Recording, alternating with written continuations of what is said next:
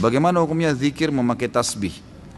Tasbih ini hadisnya sebenarnya yang membolehkan itu kembali kepada riwayat Tirmidzi yang khilaf ulama tentang kesahihannya. Umumnya ulama ada yang mendhaifkan riwayat ini. Tentang waktu Nabi SAW menuju ke masjid, kemudian menemui Ummu Salamah yang sedang berzikir sambil menghitung batu, gitu kan? Setelah itu Nabi SAW pulang dari masjid menemui Ummu Salamah masih memakai batu, subhanallah, alhamdulillah, sambil hitung dengan batu. Kata Nabi SAW, wahai Ummu Salamah, apakah kau kerjakan ini dari tadi? Dari sebelum saya pergi kamu zikir dengan cara ini? Dia bilang iya.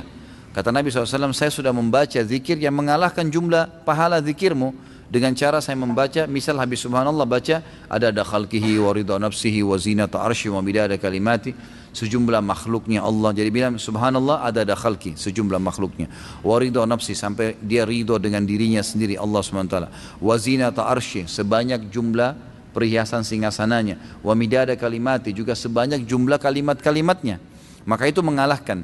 Ulama yang mendhaifkan hadis ini mengatakan ini hadis yang menyebutkan tentang adanya hitungan dengan benda, bukan dengan tangan, gitu kan? Maka mereka mendhaifkan ini, mereka melemahkan, dan dengan melemahkan hadis ini, kalau hadis lemah itu tidak terlalu lemah, bukan karena ada pendusta, dan tidak bertolak belakang dengan hadis sahih, hukumnya boleh dipakai dalam fadail amal, dalam amal-amal sunnah ya.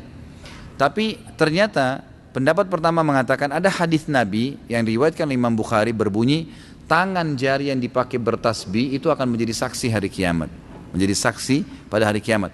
Maka pendapat pertama mengatakan, maka kalau dipertemukan antara hadis ini yang sahih, tasbih berhitung dengan jari menjadi saksi hari kiamat, dan ini Ummu Salamah menggunakan batu sementara hadisnya lemah, maka didahulukan yang ini, otomatis kan gitu.